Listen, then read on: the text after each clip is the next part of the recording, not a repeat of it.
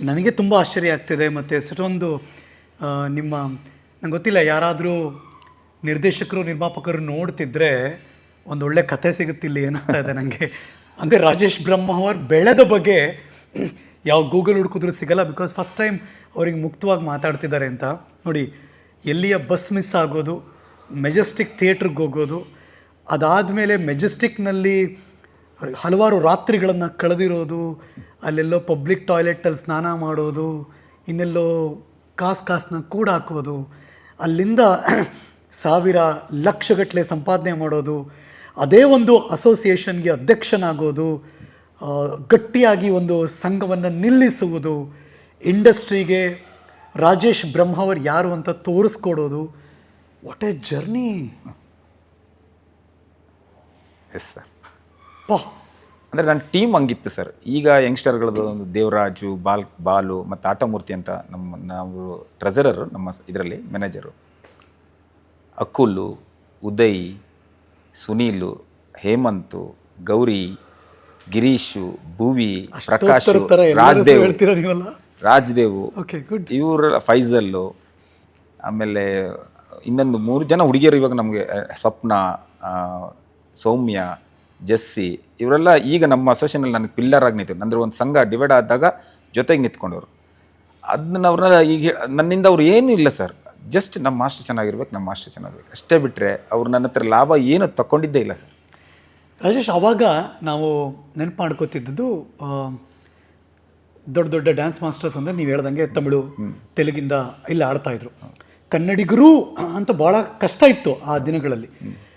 ಮತ್ತು ನಿಮ್ಮ ಮತ್ತು ಸಿನಿಮಾದ ಬೆಸುಗೆ ಹೇಗಾಯಿತು ಸರ್? ನಾನು ಅವಾಗ ಕೊರಿಯೋಗ್ರಾಫರ್ ಆಗಿ ಅಂದರೆ ಡ್ಯಾನ್ಸರಾಗಿ ಬಂದಾದ್ರ ಮೇಲೆ ಇನ್ನೂ ಅಂದರೆ ನಂಗೆ ಬಿಟ್ಟು ಬರ್ತಾಯಿದ್ದೆ. ಒಂದೇ ಸತಿ ಫೀಲ್ಡಲ್ಲಿ ಇರಲಿಲ್ಲ. ಅಂದರೆ ಕಷ್ಟ ಗೊತ್ತಿತ್ತಲ್ಲ. ಓಕೆ. ಕೆಲಸ ಮಾಡೋದು, ಅಲ್ಲಿ ಬರೋದು, ಕೆಲಸ ಮಾಡ್ತಿದ್ರ ಅಂದರೆ ಇದೆ ಹಾಸ್ಪಿಟಲಲ್ಲಿ ವರ್ಕ್ ಮಾಡ್ತಿದ್ದು, ಆ ಥರ ಎಲ್ಲ ಹೌಸ್ ಕೀಪಿಂಗ್ ಮಾಡ್ತಾಯಿದ್ದೆ.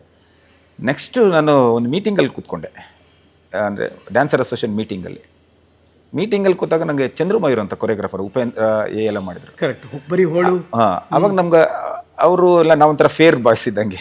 ಅವರು ಫೇರು, ನಾವು ಫೇರು, ನನ್ನ ಜೊತೆಗೆ ಇನ್ನೊಂದಿಷ್ಟು ಜನ ಇದ್ರು. ಅವ್ರು ನಮ್ಮ ಸ್ವಲ್ಪ ಚೆನ್ನಾಗಿ ಮಾತಾಡ್ತಿದ್ರು. ಒಳಗಡೆ ಮೀಟಿಂಗಲ್ಲಿ ಒಂದು ಏನೋ ವಿಷಯ ಆಯಿತು, ಅದನ್ನ ಕ್ವಶನ್ ಮಾಡಿ ನೀವು ನಾವಿದ್ದೀವಿ ಅಂತ ಹೇಳಿದ್ರು.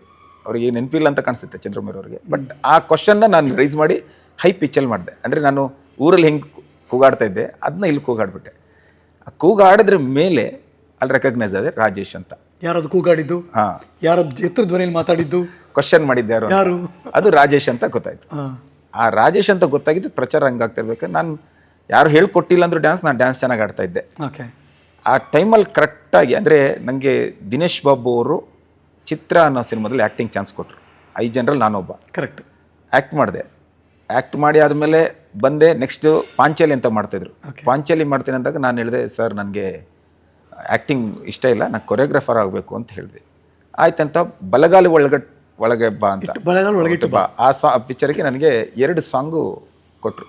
ಫಸ್ಟ್ ಅದು? ಹೌದು. ಅದೇ ಡೆಬ್ಯೂ ನಿಮ್ಮದು? ಅಲ್ಲ, ಸಾರಿ, ಚಿಟ್ಟೆಯಲ್ಲಿ ಕೊಟ್ಟರು. ಚಿಟ್ಟೆಯಲ್ಲಿ ಕೊಟ್ಟಾಗ ಕೊರಿಯೋಗ್ರಾಫರ್ ಅಲ್ಲ ನಾನು, ಕೊರಿಯೋಗ್ರಾಫ್ ಕಾರ್ಡ್ ಇಲ್ಲ ಅವಾಗ. ಹಾಗೆ ಕದ್ದು ಮುಚ್ಚಿ ಮಾಡ್ತಾ ಇದ್ದೆ. ಅದಕ್ಕೆಲ್ಲ ತುಂಬ ಆ್ಯಕ್ಷನ್ ತೊಗೊಳ್ತಾರೆ ಸಂಘದಲ್ಲಿ. ಆವಾಗ ಅವ್ರು ಹೇಳಿದ್ರು, ರಾಜೇಶ್ ಇಲ್ಲ, ನೀನು ಸ್ವಲ್ಪ ಕೆಲಸ ಕಲಿಬೇಕು ಅಂದರು. ಡ್ಯಾನ್ಸ್ ಚೆನ್ನಾಗಿ ಮಾಡ್ತೀಯಾ, ಬಟ್ ನಿಂಗೆ ಕ್ಯಾಮ್ರಾ ಲೆನ್ಸ್ ಅದ್ರ ಬಗ್ಗೆ ಗೊತ್ತಾಗ ಕೆಲಸ ಕಲಿಬೇಕಂದ್ರು. ನಾನು ದಿನೇಶ್ ಬಾಬು ಅವ್ರು ಏನು ಹೇಳ್ತಾರೆ ಅದನ್ನ ವೇದವಾಕ್ಯ ಥರ ತಗೊಳ್ತೆ. ಯಾಕಂದ್ರೆ ನನಗೆ ಸ್ಟಾರ್ಟಿಂಗು ಅಂದರೆ ಈಗ ನಾವು ಊರಲ್ಲೆಲ್ಲ ಗಲಾಟೆ ಮಾಡ್ತಿದ್ದ, ಚಿತ್ರದಲ್ಲಿ ಆ್ಯಕ್ಟ್ ಮಾಡ್ತಿದ್ದೆ ಅಂತ ಗೊತ್ತಾಗಿದ್ದು, ಅಲ್ಲಿ ಸಿನಿಮಾ ಚೆನ್ನಾಗಿ ಹೋಗಿದ್ದು. ನಾನು ರಾಜೇಶ್ ಅಂತ ರಾಜ ಅಂತ ಕರಿತಾಯಿದ್ರು ಊರಲ್ಲಿ, ರಾಜ ಅಂತ ಹೇಳ್ತಿದ್ದು. ಅದೆಲ್ಲ ರೆಕಗ್ನೈಸ್ ಸಿಕ್ಕಿದ್ದು ದಿನೇಶ್ ಬಾಬು. ಮತ್ತು ಅವ್ರ ಗತ್ತು ಗಾಂಭೀರ್ಯ, ಅದಕ್ಕೆ ನಾನು ಫಿದಾ. ಅವ್ರು ಹಂಗೆ ಹೇಳಿದ್ರು ಅಂತ ಹೇಳ್ಬಿಟ್ಟು ನಾನು ನೆಕ್ಸ್ಟ್ ವಾಪಸ್ ಡ್ಯಾನ್ಸರಾಗಿ ಬರೋಕ್ಕೆ ಸ್ಟಾರ್ಟ್ ಮಾಡಿದೆ. ಆ ಟೈಮಲ್ಲಿ ಅದೊಂದು ದೊಡ್ಡ ಇನ್ಸಿಡೆಂಟ್ ಆಗಿತ್ತು. ಚೆನ್ನೈ ಕೊರಿಯೋಗ್ರಾಫರ್ ಕಾರ್ಡ್ ಇರುವಂಥ ಕೊರಿಯೋಗ್ರಾಫರ್ ಪ್ರಸಾದ್ ಮಾಸ್ಟರ್ ಅಂತ, ಅವ್ರಿಗೆ ಮತ್ತು ಅಲ್ಲಿನ ಅಸೋಸಿಯೇಷನ್ಗೆ ಒಂದು ಸೆಕ್ರೆಟರಿ ಜಗಳ ಆಗಿ ಇವರೇನು ಹೊಡೆದು ಅವ್ರು ಇಲ್ಲಿ ಬಂದುಬಿಟ್ಟಿದ್ರು. ಅಲ್ಲಿ ಅವರಿಗೆ ಸಸ್ಪೆಂಡ್ ಮಾಡಿಬಿಟ್ಟಿದ್ರು. ಇಲ್ಲಿ ಅವರು ಅದೇ ಕಾರ್ಡಲ್ಲಿ ಮಾಡೋಕ್ಕಾಗಲ್ಲ. ಆಗ ಅವ್ರಿಗೆ ನನಗೆ ಗೊತ್ತಿರೋ ಪ್ರಕಾರ ಸಾರಾ ಗೋವಿಂದವರೇ ಬೆನ್ನಲ್ಲಿ ಮಿತ್ಕೊಂಡು ಇಲ್ಲಿ ಕೆಲಸ ಮಾಡೋಕ್ಕೆ ಅವಕಾಶ ಮಾಡಿಕೊಟ್ರು. ಅವ್ರಿಗೊಂದು ಅಸ್ಟೆಂಟ್ ಬೇಕಿತ್ತು. ಅಲ್ಲಿನ ಅಸ್ಟೆಂಟ್ ತೊಗೊಳಕ್ಕಾಗಲ್ಲ, ಇಲ್ಲಿ ಅಸ್ಟೆಂಟ್ ಬೇಕಿತ್ತು. ನನ್ನೊಂದು ಅಸ್ಟೆಂಟ್ ತೊಗೊಂಡ್ರು. ಅಸ್ಟೆಂಟ್ ತೊಗೊಂಡ್ರ ಮೇಲೆ ನಾನು ಅವ್ರ ಅಸ್ಟೆಂಟಾಗಿ ವರ್ಕ್ ಮಾಡಿದೆ. ಸುಮಾರು ಒಂದು 100 ಸಿನಿಮಾ ತನಕ ಅವ್ರ ಜೊತೆ ವರ್ಕ್ ಮಾಡಿದೆ. ಅವ್ರು ನನಗೆ ಫ್ರೀ ಹ್ಯಾಂಡ್ ಕೊಟ್ಟರು, ಕಂಪೋಸಿಂಗ್ ಮಾಡೋಕ್ಕೆ ಅವಕಾಶ ಮಾಡಿಕೊಟ್ರು. ನಾನು ಒಂಥರ ಬ್ಯುಸಿ ಆಗಿಬಿಟ್ಟೆ. ಅಂದರೆ ಆವಾಗ ನನಗೆ ಪೇಮೆಂಟ್ ತಗೊಳಕ್ಕೆ ಯೂನಿಯನ್ಗೆ ಹೋಗೋಕೆ ಪುರ್ಸತಿ ಇಲ್ಲ, ಅಷ್ಟು ಬಿಸಿ ಡ್ಯಾನ್ಸ್ ಮಾಸ್ಟರ್ ಅವರು. ಪೇಮೆಂಟ್ ತೊಗೊಳಕ್ಕೂ ಬಿಸಿ. ಅಂದರೆ ಅಸೋಸಿಯೇಷನ್ಗೆ ಹೋಗುತ್ತೆ, ನಮ್ಮ ಪೇಮೆಂಟ್ ಅಸೋಸಿಯೇಷನ್ಗೆ ಹೋಗಿ ಅಲ್ಲಿಂದ ತಗೋಬೇಕು, ಅದು ತೊಗೊಳಕ್ಕೂ ಬಿಸಿ. ಅಷ್ಟು ಕೆಲಸ ಮಾಡ್ತಾ ಇದ್ದೆ. ಓಕೆ. ಆಮೇಲೆ ಅವ್ರದ್ದು ಕಾಂಪ್ರಮೈಸ್ ಆಯಿತು ಅಲ್ಲಿ ಇದು. ನೆಕ್ಸ್ಟ್ ಅವ್ರು ನಮ್ಮನ್ನ ಬಿಟ್ಟರು. ಆ ಮಿಡ್ಲಲ್ಲಿ ದರ್ಶನ್ ಸರ್ ಮೆಜೆಸ್ಟಿಕ್ ಸಿನಿಮಾ ನಾನು ಅಸಿಸ್ಟೆಂಟ್ ಕೊರಿಯೋಗ್ರಾಫರು. ದರ್ಶನ್ ಸರ್ ಅವ್ರ ಸಿನಿಮಾಲ್ಲಿ ನಾನು ಫಸ್ಟ್ ಒಂದು ಸೋಲೋ ಡ್ಯಾನ್ಸ್ ಆಡಿದ್ದು. MG ರಾಮಮೂರ್ತಿ, ವಾಮರ್ಶಿ ಇವರೆಲ್ಲ ಒಂದು ಸಿನಿಮಾ ಮಾಡಿರೋದು. ನಾನು ಅಲ್ಲಿ ಸೋಲೋ ಡ್ಯಾನ್ಸ್ ಅಂತ ಫಸ್ಟ್ ನಾನು ಅದರಲ್ಲಿ ಎಂಟ್ರಿ. ಕುಳದಲ್ಲಿ ಕೀಲ್ ಯಾವುದು ಅಂತ ಒಂದು ಸಿನಿಮಾ, ಆ ಸಾಂಗಿಗೆ ರಿಮಿಕ್ಸ್ ಸಾಂಗಿಗೆ ನನ್ನದು ಸೋಲೋ. ನಾನು ದರ್ಶನ್ ಸರ್ ಅಷ್ಟು ಹೈಟು, ನಾನು ಕುಳ್ಳ. ಬಟ್ ಅದೊಂದು ಸಾಂಗ್ ಕೊಟ್ಟರು ದರ್ಶನ್ ಸರ್ ಜೊತೆಗೆ, ಅಲ್ಲಿಂದ ಒಂದು ಸೋಲೋ ಡ್ಯಾನ್ಸ್ ಸಾಂಗ್ ಮಾಡಿದೆ. ಬಟ್ ನಂದು ದರ್ಶನ್ ಸರ್ ನಂಗೆ ತುಂಬ ಸಪೋರ್ಟ್ ಮಾಡಿದ್ರು. ನಾನು ಇವತ್ತು ಕೊರಿಯೋಗ್ರಾಫ್ ಆಗಿ ಬೆಳೆದಿದ್ದೀನಿ, ನಿಂತಿದ್ದೀನಿ ಅಂದರೆ ಬಿಕಾಸ್ ಆಫ್ ದರ್ಶನ್ ಸರ್ ನನ್ನ ಕಂಟಿನ್ಯೂ ಸಿನಿಮಾ ಕೊಟ್ಟರು. ಬೇರೆ ಎಲ್ಲ ನಂಗೆ ರಾಜೇಶ್ ಬೇಕು ಅಂತ ಹೇಳ್ಬಿಟ್ಟು ಸಾಂಗ್ ಕೊಟ್ಟರು. ಅದನ್ನ ನಾನು ಇವತ್ತು ರಾಜೇಶ್ ಬ್ರಹ್ಮ ಅವ್ರು ಏನೇ ಇದ್ರೂ ಅದೊಂದು ಅವ್ರು ಕೊಟ್ಟಿರಲಿಲ್ಲ ಅಂದರೆ ಅವರು ಸ್ಟಾರ್ ಆಗಿಬಿಟ್ಟಿದ್ರು. ಅವ್ರು ಸಿನಿಮಾ ಸಿಗದೆ ಕಂಟಿನ್ಯೂ ಸಿನಿಮಾ, ಯಾವ ಸಿನಿಮಾ ಮಾಡಿದೆ ದರ್ಶನ್ ಸರ್ದು ಈ ಸಿನಿಮಾ ಮಾಡಿದೆ, ಹಿಂಗೆ ಹೇಳ್ಕೊಂಡು ನಾನು ಕಂಟಿನ್ಯೂ ಬ್ಯುಸಿ ಆದೆ ಕೊರಿಯೋಗ್ರಾಫರ್ ಆಗಿ. ಅದು ನಾನು ರಾಜೇಶ್ ಬ್ರಹ್ಮ ಅವರು ಅನ್ನೋದಕ್ಕೆ ನಾನು ಅಲ್ಲಿ ತನಕ ರಾಜೇಶು, ಕೊರಿಯೋಗ್ರಾಫಿ ದರ್ಶನ್ ಸರ್ದು ಸಿನಿಮಾ. ನಾನು ಅವ್ರಿಗೆ ಫೋನ್ ಮಾಡಿದೆ, ಸಿನಿಮಾ ಮಾಡಬೇಕು, ನಾನು ಮಾಸ್ಟ್ರಿಂಗ್ ಹೋಗ್ಬಿಟ್ರು, ನಾನೀಗ ಮಾಸ್ಟರ್ ಆಗಿಬಿಡ್ತೀನಿ, ನನ್ನ ತಗೊಳ್ತಾ ಇಲ್ಲ ಯಾರು. ಒಂದು ಮಾಸ್ಟರ್ ಹತ್ರ ಹೋದರೆ ಯಾರು ಡ್ಯಾನ್ಸರ್ಗೆ ನಾನು ಕೊಡೋಲ್ಲ. ಓಕೆ, ಹಾಂ, ತಗೊಳ್ತೀನಿ ಅಂದಾಗ ಮಾಡಿ ನಾನು ಸಪೋರ್ಟ್ ಮಾಡ್ತೀನಿ ಅಂತ ಹೇಳ್ಬಿಟ್ಟು ದರ್ಶನ್ ಸರ್ ಹೇಳಿದ್ರು. ಅದಕ್ಕೆ ಮುಂಚೆ ನಿಮಗೂ ಅವ್ರಿಗೂ ಪರಿಚಯ ಇಲ್ಲ? ಅದೇ ಮೆಜೆಸ್ಟಿಕಲ್ಲೇ. ಅದಕ್ಕಿಂತ ಮುಂಚೆ ನಾನು ದೇವರ ಮಗದಲ್ಲಿ ನಾನು ಗ್ರೂಪ್ ಡ್ಯಾನ್ಸರು. ಆಗ ಅವರು ಆರ್ಟಿಸ್ಟ್. ಅವಾಗ ಬ್ರೇಕ್ ಟೈಮಲ್ಲಿ ಕೂತ್ಕೊಂಡು ಅಲ್ಲಿ ಮಾತಾಡ್ತಿದ್ದೆ. ಅವ್ರಿಗೆ ನೆನಪಿಲ್ಲ ಅನ್ಸುತ್ತೆ. ಹೆಂಗಿದ್ರು ದರ್ಶನ್ ದೇವರ ಮಗದಲ್ಲಿ ಮೆಜೆಸ್ಟಿಕ್ ಎಲ್ಲ ನಾವು ಅವ್ರ ಜೊತೆ ಸಿನಿಮಾ ಮಾಡಿದಾಗೆಲ್ಲ ಚಿನ್ನ ರನ್ನ ಸರ್. ಎಷ್ಟೋ ಹೆಂಗೆ ಹೇಳೋದು, ಈಗ ಹೇಳಿದ್ರೆ ಹೋಗು, ಅದು ನಾನು ಒಳಗಡೆ ಇದ್ದಿದ್ದು, ಇಷ್ಟು ದಿವಸ ನಾನು ಒಳಗಡೆ ಇದ್ದಿದ್ದು. ಅದಕ್ಕೆ ಕೇಳ್ತಾ ಇದ್ದೀನಿ ನಾನು ಸರ್. ಒಬ್ಬ ಡ್ಯಾನ್ಸರ್ ಮದುವೆಗೆ ಫೋನ್ ಮಾಡಿಬಿಟ್ಟೆ ಡ್ಯಾನ್ಸರ್ ಮದುವೆಗೆ ಬರ್ತಾಯಿದ್ರು ದರ್ಶನ್ ಅವರು. ಬಂದಿದ್ದಾರೆ ಎಷ್ಟೋ ಜನಕ್ಕೆ ಫೋನ್ ಮಾಡಿಬಿಟ್ಟು, ಸರ್ ಹಿಂಗೆ ಡ್ಯಾನ್ಸರ್ ಮದುವೆ ಇದೆ ಅಂತ ಹೇಳ್ಬಿಟ್ಟು ಕರೆದಾಗ ಬರ್ತಿದ್ರು. ಫೋನ್ ಮಾಡಿ, ಈಗ ಮನೆಗೆ ಹೋಗಿ ಹೇಳೋದು ಆ ಥರ ಎಲ್ಲ ಇಲ್ಲ, ಫೋನ್ ಮಾಡಿ ಕರೆದಿದ್ರು. ನಮ್ಗೆ ಎಷ್ಟೋ ಈವೆಂಟಿಗೆ ಬಂದು ನಮ್ಗೆ ದುಡ್ಡೇನು ಇಸ್ಕೊಳ್ಳದೆ ಈವೆಂಟಲ್ಲಿ ಪರ್ಫಾರ್ಮ್ ಬಂದು ಹುಬ್ಬಳ್ಳಿ ಅದೆಲ್ಲ ಅದು ತುಂಬ ದೊಡ್ಡ ಜರ್ನಿ. ಅವರು ನನ್ನ ಪಾಲಿಗೆ ದೇವ್ರು ಸರ್. ಈ ಕೊರಿಯೋಗ್ರಫಿ ಇದರಲ್ಲಿ ಅವ್ರು ನನ್ನ ಪಾಲಿಗೆ ದೇವರು. ಆಮೇಲೆ ನನ್ನ ಇಂಡಸ್ಟ್ರಿ ಅಸೋಸಿಯೇಷನ್ ಪ್ರೆಸಿಡೆಂಟ್ ಅದು ಚುನಾವಣೆಯಲ್ಲಿ ನಿಂತ್ಕೊಂಡೆ. ಆ ಗ್ಯಾಪಲ್ಲಿ ಚುನಾವಣೆ ನಿಂತ್ಕೊಂಡು ಫಸ್ಟು 7 ವೋಟಲ್ಲಿ ಗೆದ್ದೆ. ಓಕೆ. ಅದಾದಮೇಲೆ ನಿಂತಿದ್ದ ವರ್ಷನೇ ಗೆದ್ದೆ 7 ವೋಟಲ್ಲಿ ಗೆದ್ದೆ. 7 ವೋಟ್ ಆದಮೇಲೆ ನಾನು ಯಾವತ್ತೂ ಸೋತೇ ಇಲ್ಲ, ಕಂಟಿನ್ಯೂ ಗೆಲ್ತ್ಕೊಂಬತ್ತಾ ಇದ್ದೀನಿ. ಆವಾಗ ನಾನು ಡ್ಯಾನ್ಸರ್ ಆಗಿ ಕಷ್ಟಪಟ್ಟಿದ್ದು, ಮಡ್ರಾಸ್ ಡ್ಯಾನ್ಸರ್ ನಮ್ಮ ಎಷ್ಟು ಇದು ಮಾಡ್ತಿದ್ರು, ಮಡ್ರಾಸ್ ಮಾಸ್ಟರ್ ಎಷ್ಟು ನಮ್ಮನ್ನು ಡೌನ್ ಮಾಡ್ತಿರೋದನ್ನೆಲ್ಲ ಇಟ್ಕೊಂಡು ಪವರ್ಫುಲ್ಲಾಗಿ ಒಂದು ಸಂಘ ಕಟ್ಟಿದೆ ಸರ್. ಆವಾಗ 5 ಸ್ಟಾರ್ ಗಣೇಶು, ರಾಮು, ಮುರಳಿ, ಇಮ್ರಾನ್, ಹರ್ಷ, ಮಾಲೂಸೀನ, ಜಗ್ಗು, ಇದೆಲ್ಲ ದೊಡ್ಡ ಸೈನ್ಯ ಇದೆ ಮಾಸ್ಟರ್ಗಳದ್ದು. ಅವರೆಲ್ಲ ಬ್ಯಾಕ್ ನಿಂತ್ಕೊಂಡ್ರು ಸರ್. ಬೇರೆ ಇಂಡಸ್ಟ್ರಿಯಿಂದ ಬರೋ ಮಾಸ್ಟ್ರಿಗಳಿಗೆ ಬೇರೆ ಲೆವೆಲೇ ತೋರಿಸ್ಬಿಟ್ವಿ. ನಮ್ಮ ಅಸೋಸಿಯೇಷನ್ ಏನಂತ ಸ್ಟ್ರಾಂಗ್ ಅಂತ ತೋರಿಸ್ಕೊಟ್ವಿ. ಇದು ನಾನು ಒಬ್ಬಂದಾಗಿಲ್ಲ, ಇವರೆಲ್ಲ ಮಾಸ್ಟರ್ಸು, ಡ್ಯಾನ್ಸರ್ಸ್ ನಾನು ಏನು ಹೇಳ್ತೀನಿ ಅದನ್ನ ಮಾಡ್ತಾಯಿದ್ರು. ಇವತ್ತಿಷ್ಟು ಗಟ್ಟಿಯಾಗಿ ನಿಂತೆ ಅಂದರೆ at A time Ganesh master ಹಂಗೆ ಬೆಳೀತಾಯಿದ್ರು.